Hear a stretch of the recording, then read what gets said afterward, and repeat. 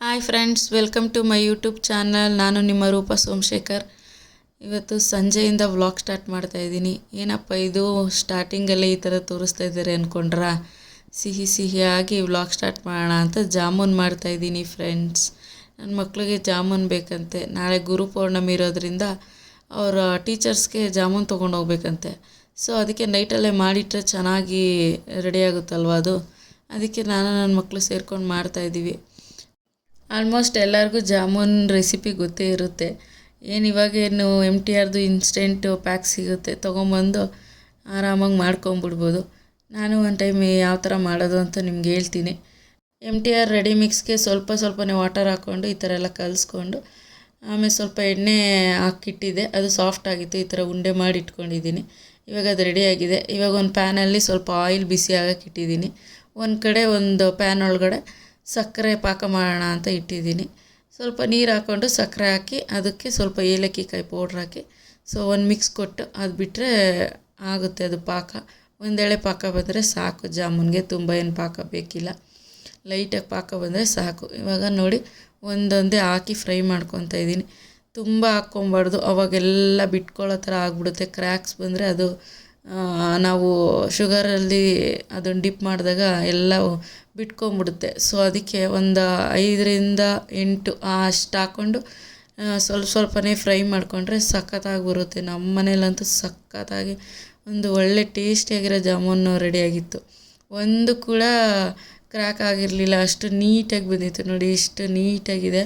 Fry ಮಾಡ್ತಾಯಿದ್ದೀನಿ. ಒಂದು ಕೂಡ ಆ ಥರ ಏನು ಕ್ರ್ಯಾಕ್ ಆಗಿರಲಿಲ್ಲ. ಸ್ವಲ್ಪನೇ ಹಾಕ್ಕೊಂಡು ನಾವು ಫ್ರೈ ಮಾಡಿಕೊಂಡ್ರೆ ನೀಟಾಗಿ ಬರುತ್ತೆ. ಒಂದೇ ಟೈಮ್ ಹಾಕಿದ್ರೆ ಅದು ನೀಟಾಗಿ ಫ್ರೈ ಆಗೋಲ್ಲ. ಒಂದು ಪ್ಯಾಕ್ನ 3 ಟೈಮ್ಸ್ ಹಾಕ್ಕೊಂಡು ಫ್ರೈ ಮಾಡಿಕೊಂಡ್ರೆ ಕರೆಕ್ಟಾಗಿ ಬರುತ್ತೆ. ನೋಡಿ ಇಷ್ಟು ಫ್ರೈ ಆದರೆ ಸಾಕು. ಇವಾಗ ನೋಡಿ ನನಗೊಂದು ಪ್ಯಾಕಿಗೆ ಆಲ್ಮೋಸ್ಟ್ ಇಷ್ಟು ಜಾಮೂನ್ ಆಗಿತ್ತು. ನಾನಿವಾಗ ಅದನ್ನು ಸಕ್ಕರೆ ಪಾಕ ಮಾಡಿದ್ನಲ್ಲ, ಆ ಪಾಕ ರೆಡಿಯಾಗಿದೆ. ಆ ಪಾಕಕ್ಕೆ ಇವಾಗ ಹಾಕ್ತಾಯಿದ್ದೀನಿ. ಹಾಕಿ ಒಂದು ಓವರ್ ನೈಟ್ ಬಿಟ್ಟರೆ ಒಂದು ಒಳ್ಳೆ ಸಖತ್ತಾಗಿರೋ ಜಾಮೂನ್ ರೆಡಿ ಆಗುತ್ತೆ ಫ್ರೆಂಡ್ಸ್. ನಾವು ನೈಟೆಲ್ಲ ಬಿಡೋಣ ಅಂದ್ಬಿಟ್ಟೆ ಇಟ್ಟೆ. ಆಮೇಲೆ ನೋಡೋಣ ಹೆಂಗಾಗಿದೆ ಅಂತ ಮಲಗೋ ಟೈಮಲ್ಲಿ ಟೇಸ್ಟ್ ಮಾಡೋಣ ಒಂದು ಅಂತ ಓಪನ್ ಮಾಡಿ ನೋಡಿದೆ. ನೋಡಿ ಸಖತ್ತಾಗಿ ನೆಂದಿದೆಯಲ್ಲ. ಇನ್ನೂ ಸ್ವಲ್ಪ ನೆನಿಬೇಕು. ಬೆಳಗ್ಗೆ ತಿಂದರೆ ಚೆನ್ನಾಗಿರುತ್ತೆ.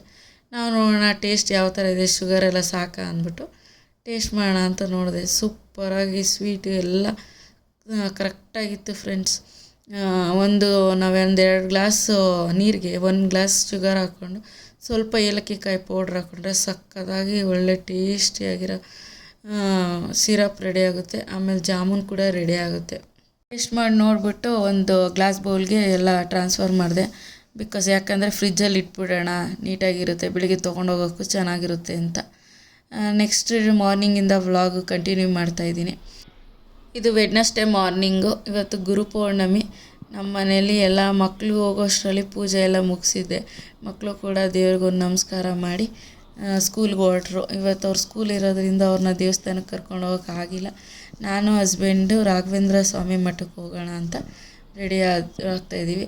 ಮನೇಲಿ ಪೂಜೆ ಕೂಡ ಸಿಂಪಲ್ಲಾಗಿ ಮಾಡಿದೆ. ರಾಯರಿಗೆ ಹಾಲಿಂದೆಲ್ಲ ಪ್ರಸಾದ ಮಾಡಿ ಇಟ್ಟು ಪೂಜೆ ಎಲ್ಲ ಮಾಡಿದ್ದೆ.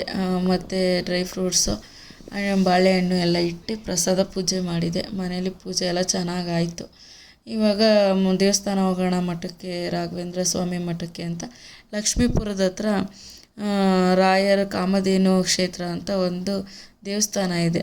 ಅಲ್ಲಿ ರಾಯರ ದೇವಸ್ಥಾನ ಮತ್ತು ಸಾಯಿಬಾಬಾ ದೇವಸ್ಥಾನ, 2 ದೇವಸ್ಥಾನ ಕೂಡ ಅಲ್ಲೇ ಸಿಗುತ್ತೆ ನಿಯರಲ್ಲಿ. ತುಂಬ ಚೆನ್ನಾಗಿ ಮಾಡಿದ್ದಾರೆ. ನಾವಂತೂ ತುಂಬ ವರ್ಷದಿಂದ ಬರ್ತಾಯಿದ್ದೀವಿ. ನಾವು ಬರೋಕ್ಕೆ ಸ್ಟಾರ್ಟ್ ಆದಾಗ ಒಂದು ದೇವಸ್ಥಾನ ಸಿಂಪಲ್ಲಾಗಿ ರಾಯರದು ಮಾತ್ರ ಇತ್ತು.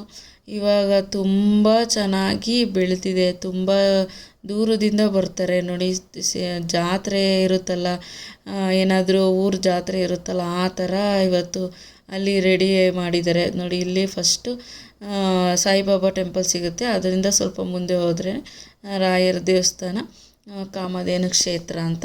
ತುಂಬ ಚೆನ್ನಾಗಿ ಮಾಡಿದ್ದಾರೆ. ಎಲ್ಲಿಂದ ಬರ್ತಾರೆ ಅಂದರೆ ತುಂಬ ದೂರದಿಂದ ಬರ್ತಾರೆ ದೇವಸ್ಥಾನಕ್ಕೆ. ನೋಡಿ ಎಲ್ಲ ಬರೀ ಲೇಡೀಸ್ಗಳೇ ತುಂಬ ಜನ ಅಲ್ಲಿದ್ದರು. ಯಾಕಂದರೆ ಅಲ್ಲಿ ಬಸ್ಸು ಕೂಡ ಸಿಗುತ್ತೆ, ಟೈಮಿಂಗ್ಸ್ ಪ್ರಕಾರ ಸಿಗುತ್ತೆ. ಅಲ್ಲಿ ಟೈಮಿಂಗ್ಸ್ ಏನಾದರೂ ಮಿಸ್ ಆದ್ರೂ ಸ್ವಲ್ಪ 1-2 ಸ್ಟಾಪ್ ಹಿಂದೆ ಬಸ್ ಸಿಗುತ್ತೆ, ಆಟೋಗಳು ಸಿಗುತ್ತೆ, ಆರಾಮಾಗಿ ಹೋಗ್ಬೋದು. ನೀವು ಗೂಗಲಲ್ಲಿ ಕಾಮಧೇನು ಕ್ಷೇತ್ರ ಅಂತ ಹೊಡೆದ್ರೆ ಲೊಕೇಶನ್ ಸಿಗುತ್ತೆ. ಇದೇ ಕಾಮಧೇನು ಕ್ಷೇತ್ರ. ನಾನು ಒಂದು ಫೋಟೋ ಇದು ಈ ಟೈಮ್ದಲ್ಲ, ಲಾಸ್ಟ್ ಟೈಮ್ದು ಒಂದು ಫೋಟೋ ಆ್ಯಡ್ ಮಾಡಿದ್ದೀನಿ ಅಷ್ಟೇ. ಇದು ಹೊರಗಡೆ ಎಂಟ್ರೆನ್ಸು, ನೀರು ಬರೋ ಥರ ರಾಯರು ಅದ್ರ ಸೆಂಟ್ರಲ್ಲಿ ಇರೋ ಥರ ಮಾಡಿದ್ದಾರೆ. ಆಮೇಲೆ ಒಳಗಡೆ ಹೋಗ್ತಾ ಸ್ಟಾರ್ಟಿಂಗು ಕೈ ಕಾಲೆಲ್ಲ ತೊಳೆಯೋದು ಸಿಗುತ್ತೆ. ಅದಾದಮೇಲಿಂದ ದೇವಸ್ಥಾನ ಸಿಗುತ್ತೆ. ಇವಾಗ ನಾವು ಎಂಟ್ರೆನ್ಸಲ್ಲಿ ಒಳಗಡೆ ಹೋಗ್ತಾ ಇದ್ದೀವಿ.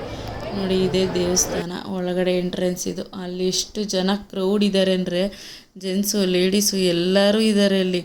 ಅಷ್ಟು ಜನ ಬಂದಿದ್ದರು. ಗುರುವಾರ ಟೈಮು ಇದೇ ಥರ ಇರುತ್ತೆ ಯಾವಾಗಲೂ. ಗುರುವಾರ ಒಂದೇ ದಿವಸ ಅಲ್ಲ, ಬೇರೆ ಟೈಮ್ ಬಂದರೂ ಓಪನ್ ಇರುತ್ತೆ. ಇಲ್ಲಿ ತುಪ್ಪದ ಬತ್ತಿ ತೊಗೊಳಕ್ಕೆ ಅಂತ ಕೌಂಟ್ರ್ ಒಳಗಡೆ ಟಿಕೆಟ್ ತೊಗೊಂಡು ಈ ಕಡೆ ಬರಬೇಕು. ನಾವು ಕೌಂಟ್ರಲ್ಲಿ ಟಿಕೆಟ್ ಎಲ್ಲ ಈಸ್ಕೊಂಡ್ವಿ.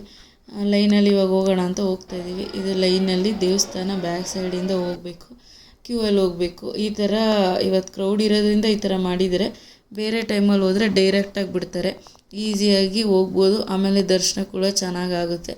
ಅಲ್ಲಿ ಟಿಕೆಟ್ ತೊಗೊಂಡು ನೋಡಿ, ಇಲ್ಲಿ ಬಂದರೆ ದೇವಸ್ಥಾನ ರಾಯರ ಗುಡಿ ಪಕ್ಕದಲ್ಲೇ ಈ ಥರ ತುಪ್ಪದ ಬತ್ತಿ ಮಾಡ್ತಾಯಿರ್ತಾರೆ. ನಮ್ಗೆ ಎಷ್ಟು ಬೇಕಾದರೂ ಅಷ್ಟು ತೊಗೊಬೋದು. ನೋಡಿ, ರಾಯರ ದರ್ಶನನ ಎಲ್ಲರೂ ಮಾಡ್ಕೊಳ್ಳಿ.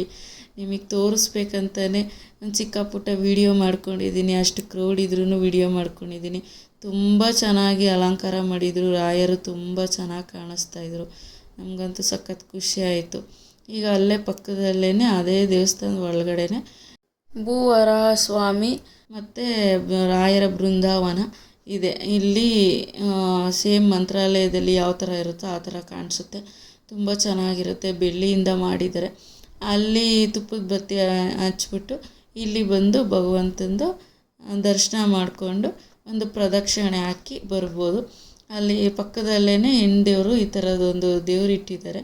ದೇವ್ರಿಗೆ ನಮಸ್ಕಾರ ಮಾಡಿಕೊಂಡೇ ಬರಬೇಕು. ತಾಯಿಗೆ ನಮಸ್ಕಾರ ಮಾಡಿ ಇಲ್ಲಿ ಬಂದ್ವಿ. ಮಂತ್ರಾಕ್ಷತೆ ಕೊಡ್ತಾಯಿದ್ರು.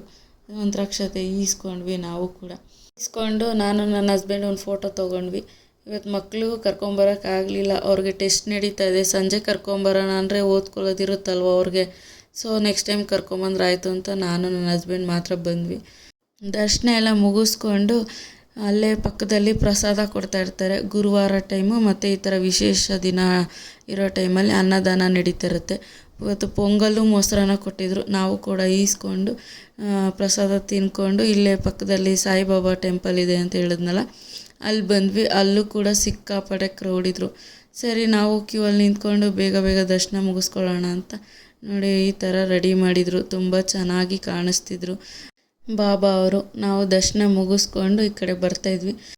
ಫಿಲಮ್ ಆ್ಯಕ್ಟರ್ ವಸಿಷ್ಠ ಅವರು ಬಂದಿದ್ರಲ್ಲಿ, ಅವ್ರನ್ನ ಕರೆಸಿದ್ರು. ಅವರು ಸ್ವಲ್ಪ ಮಾತಾಡ್ತಾಯಿದ್ರು. ಎಲ್ಲ ನೋಡಿಕೊಂಡು ಹಂಗೆ ಇಲ್ಲೂ ಕೂಡ ಪಲಾವೆಲ್ಲ ಪ್ರಸಾದ ಕೊಡ್ತಾಯಿದ್ರು. ಸ್ವಲ್ಪ ಅಲ್ಲೂ ಪ್ರಸಾದ ತಿನ್ಕೊಂಡು ಮನೆ ಕಡೆ ವಾಪಸ್ ಬರೋಣ ಅಂತ ಹೊರಟಿದ್ದೀವಿ. ಸಿಕ್ಕಾಪಟ್ಟೆ ಕ್ರೌಡು. ವಾಪಸ್ ಬರೋಕ್ಕೂ ಅಲ್ಲಿ ಸ್ಪೇಸಿ ಲಾಸ್ಟ್ ಕ್ರೌಡ್ ಇತ್ತು. ಎಲ್ಲ ಮುಗಿಸ್ಕೊಂಡು ತುಂಬ ಚೆನ್ನಾಗಿ ದರ್ಶನ ಎಲ್ಲ ಆಯಿತು. ಒಂದು ಟೈಮ್ ನೀವು ಬೇಕಾದ್ರೆ ಬನ್ನಿ. ಇಲ್ಲಿ ಬಂದರೆ ಮತ್ತೆ ಮತ್ತೆ ಬರಬೇಕು ಅನ್ನೋ ಫೀಲು ಆಗ್ತಾಯಿರುತ್ತೆ. ಯಾರು ಬಂದರೂ ಅಷ್ಟೇ. ಮಂತ್ರಾಲಯಕ್ಕೆ ಯಾರು ಹೋಗೋಕ್ಕಾಗಿಲ್ಲ ಅಷ್ಟು ಬೇಗ ಅಂತ ಅಂದ್ಕೊಳೋರು ಇಲ್ಲಿ ಬಂದರೆ ಅದು ಮಂತ್ರಾಲಯಕ್ಕೆ ಹೋಗಿರೋ ಥರನೇ ಅನಿಸುತ್ತೆ. ನನ್ನ ಮಗಳು ಸ್ಕೂಲಲ್ಲಿ ಗುರುಪೌರ್ಣಮಿ ಪ್ರಯುಕ್ತ ಟೀಚರ್ಸ್ಗೆಲ್ಲ ಪ್ರೋಗ್ರಾಮ್ ಅರೇಂಜ್ ಮಾಡಿದ್ರಂತೆ. ಮಕ್ಕಳೆಲ್ಲ ಡ್ಯಾನ್ಸ್ ಮಾಡೋದು ಮತ್ತು ಅವ್ರಿಗೆ ಇಷ್ಟ ಇರೋ ಟೀಚರ್ಸ್ಗೆ ಗಿಫ್ಟ್ಸ್ ಕೊಡೋದು ಎಲ್ಲ ಮಾಡಿದ್ರಂತೆ. ಮೇಡಮ್ ಹೇಳಿದ್ರು. ಹಂಗೆ ಒಂದು ವಿಡಿಯೋ ಕೂಡ ಸೆಂಡ್ ಮಾಡಿದರು. ನಾನು ಸ್ವಲ್ಪ ಕ್ಲಿಪ್ಪಿಂಗ್ಸ್ ಆ್ಯಡ್ ಮಾಡಿದ್ದೀನಿ. ಎಲ್ಲ ಟೀಚರ್ಸ್ಗೂ ಎಲ್ಲ ಗುರುಗಳಿಗೂ ಗುರುಪೌರ್ಣಮಿ ಹಬ್ಬದ ಶುಭಾಶಯಗಳು. ಇವರು ನನ್ನ ಮಗಳು ಭರತನಾಟ್ಯಂ ಗುರು, ಇವರು ನನ್ನ ಮಗಳು ಸಂಗೀತ ಗುರು, ಇವರು ನನ್ನ ಚಿಕ್ಕ ಮಗಳು ಡ್ಯಾನ್ಸರು. ಎಲ್ಲರಿಗೂ ಗುರುಪೌರ್ಣಮಿ ಹಬ್ಬದ ಶುಭಾಶಯಗಳು. ಸಂಜೆಯಿಂದ ಬ್ಲಾಗ್ ಕಂಟಿನ್ಯೂ ಮಾಡ್ತಾಯಿದ್ದೀನಿ. ಇವತ್ತೊಂದು ಬರ್ತಡೇ ಪಾರ್ಟಿ ಇತ್ತು. ರೆಡಿಯಾಗಿದ್ದೀವಿ. ರೆಡಿ ಆದಮೇಲೆ ನಾನು ನನ್ನ ಮಗಳು ಒಂದು ಫೋಟೋ ವಿಡಿಯೋ ಇದ್ದೇ ಇರುತ್ತಲ್ವ, ಫೋಟೋ ವೀಡಿಯೋಸ್ ಎಲ್ಲ ತೊಗೊಂಡೆ. ಮಾಲಾ ಫೇಶಿಯಾ ಇದೆಯಲ್ಲ ಯಲಹಂಕದಲ್ಲಿ, ಆ ಸೈಡು ಬರ್ತಡೇ ಫಂಕ್ಷನ್ ಇರೋದು. ಸ್ವಲ್ಪ ದೂರನೇ ಆಗುತ್ತೆ ನಮಗೆ, ಪರವಾಗಿಲ್ಲ, ಆದರೂ ಹೋಗಬೇಕು. ನಮ್ಮ ಹಸ್ಬೆಂಡ್ ಇದ್ದಾರಲ್ಲ, ಅವರ ಅಪ್ಪ ಕಡೆ ರಿಲೇಷನ್ನು, ನಮ್ಮ ಮಾವ ಕಡೆ ರಿಲೇಷನ್ನು, ಅಂದರೆ ಹತ್ರ ರಿಲೇಟಿವ್ ಬೇರೆ. ಅವರು ಏನಾದರೂ ನಾವು ಫಂಕ್ಷನ್ಗೆ ಹೇಳಿದ್ರೆ ಬರ್ತಾರೆ ಅವರು ಕೂಡ. ಸೊ ಅದಕ್ಕೆ ಹೋಗೋಣ ಅಂತ, ಲೇಟ್ ಆದರೂ ಪರವಾಗಿಲ್ಲ ಹೋಗೋಣ ಅಂತ ಹೋಗ್ತಾಯಿದ್ದೀವಿ. ಟೆಸ್ಟ್ ಕೂಡ ನಡೀತಾ ಇತ್ತು. ಸೊ ಎಲ್ಲ ಟೆಸ್ಟ್ ಎಲ್ಲ ಓದಿಸ್ಕೊಂಡು ಮುಗಿಸ್ಕೊಂಡು ಹೋಗ್ಬಿಟ್ಟು ಬರೋಣ, ಸ್ವಲ್ಪ ಲೇಟ್ ಆದರೂ ಪರವಾಗಿಲ್ಲ, ಏನು ನಡೆಯುತ್ತೆ ಅಂದ್ಕೊಂಡು ಆಲ್ರೆಡಿ ನಾವು ಅಲ್ಲಿ ರೀಚ್ ಆಗೋಷ್ಟರೊಳಗಡೆ 8:00 8:30 ಆಗಿತ್ತು. ಅವರು ಈ ಕಡೆ ಯಲಹಂಕ ಸೈಡೇ ಇರೋದು, ಸೊ ಅದಕ್ಕೆ ಅವ್ರು ಈ ಕಡೆ ಮಾಡಿದ್ದಾರೆ, ಅವ್ರಿಗೆ ಆ ಥರ ಮಾಡಿದ್ದಾರೆ. ಪರವಾಗಿಲ್ಲ, ಹೋಗೋಣ. ಇನ್ನೊಂದು ಏನಂದರೆ ರಿಲೇಟಿವ್ಸು ಸಿಗ್ತಾರಲ್ವ ಫಂಕ್ಷನಲ್ಲಿ, ಅದೊಂದು ಖುಷಿ ಅನಿಸುತ್ತೆ, ಎಲ್ಲರನ್ನೂ ಮೀಟ್ ಮಾಡ್ಬೋದು. ನೋಡಿ ಇವಾಗ ಬಂದಿದ್ದೀವಿ, ತಲುಪಿದ್ದೀವಿ. ಜಲದಸಿರಿ ಕನ್ವೆನ್ಷನ್ ಹಾಲ್ ಅಂತ ಹಾಲ್ ಹೆಸರು. ಬಂದ್ವಿ. ಎಂಟ್ರೆನ್ಸಲ್ಲಿ ಸ್ವಲ್ಪ ಸ್ನ್ಯಾಕ್ಸು, ವೆಲ್ಕಮ್ ಡ್ರಿಂಕ್ಸ್ ಎಲ್ಲ ಕೊಡ್ತಾಯಿದ್ರು. ಮಕ್ಕಳು ಸ್ವಲ್ಪ ತೊಗೊಂಡ್ರು. ನಾವು ಹಂಗೆ ಎಲ್ಲ ಫ್ಯಾಮಿಲಿ ಎಲ್ಲ ಸಿಕ್ಕಿದ್ರಲ್ಲ, ಮಾತಾಡಿಸ್ಕೊಂಡು ಒಳಗಡೆ ಹೋದ್ವಿ. ತುಂಬ ಚೆನ್ನಾಗಿ ಅರೇಂಜ್ಮೆಂಟ್ಸ್ ಎಲ್ಲ ಮಾಡಿದರು. ಮಗುರಮ್ಮ ತುಂಬ ಚೆನ್ನಾಗಿ ಡ್ರೆಸ್ ಮಾಡ್ಕೊಂಡಿದ್ರು. ಮಕ್ಕಳಿಗೆ ಇವ್ರಿಗೆ ಎಲ್ಲ ಒಂದೇ ಥರ ಸ್ಟಿಚ್ ಮಾಡಿಸಿದ್ರು, ತುಂಬ ಚೆನ್ನಾಗಿ ಕಾಣಿಸ್ತಾಯಿದ್ರು. ನಾವು ಕೂಡ ಒಂದು ಫೋಟೋಸ್ ಎಲ್ಲ ತೊಗೊಂಡು ಊಟದ ಹಾಲ್ಗೆ ಹೋದ್ವಿ. ಊಟ ಕೂಡ ಅಷ್ಟೇ ತುಂಬ ಟೇಸ್ಟಿಯಾಗಿ ಸಖತ್ತಾಗಿ ಮಾಡಿಸಿದ್ರು, ವೆರೈಟಿಯಾಗಿ ಮಾಡಿಸಿದ್ರು. ತುಂಬ ಚೆನ್ನಾಗಿತ್ತು ಊಟ ಎಲ್ಲ. ಮುಗಿಸ್ಕೊಂಡು ಈಚೆ ಬಂದ್ವಿ. ಇಲ್ಲಿ ಮಕ್ಕಳಿಗೆ ಟ್ಯಾಟೂ ಥರ ಪೇಂಟಿಂಗಲ್ಲಿ ಮಾಡ್ತಾಯಿದ್ರು. ಮಕ್ಕಳು ಟ್ಯಾಟೂ ಅಂದರೆ ಬೇಡ ಅಂತಾರೆ.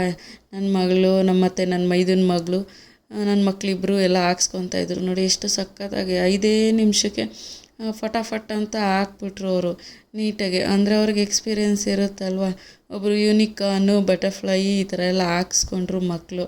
ಅವ್ರಿಗೊಂಥರ ಖುಷಿ ಅಲ್ವಾ ಮಕ್ಕಳಿಗೆ ಅಂತ ಈ ಥರ ಅರೇಂಜ್ಮೆಂಟ್ ಮಾಡಿಸಿದ್ರು. ಇದನ್ನೆಲ್ಲ ಮುಗಿಸ್ಕೊಂಡು ಪೇಂಟಿಂಗ್ದೆಲ್ಲ ಮುಗಿಸ್ಕೊಂಡ್ವಿ. ಅದೆಲ್ಲ ಆದಮೇಲಿಂದ ಮಕ್ಕಳು ಸ್ವಲ್ಪ ಸೈಡಲ್ಲಿ ಆಟ ಆಡೋಕ್ಕೆ ಕೂಡ ಅರೇಂಜ್ಮೆಂಟ್ ಮಾಡಿದರು. ಮಕ್ಕಳು ಆಟ ಆಡ್ತೀವಿ ಅಂತಂದರು. ಸರಿ ಆಯ್ತಪ್ಪ, ಆಟ ಆಡ್ಕೊಳ್ಳಿ ಅಂತ ಹೇಳಿದೆ.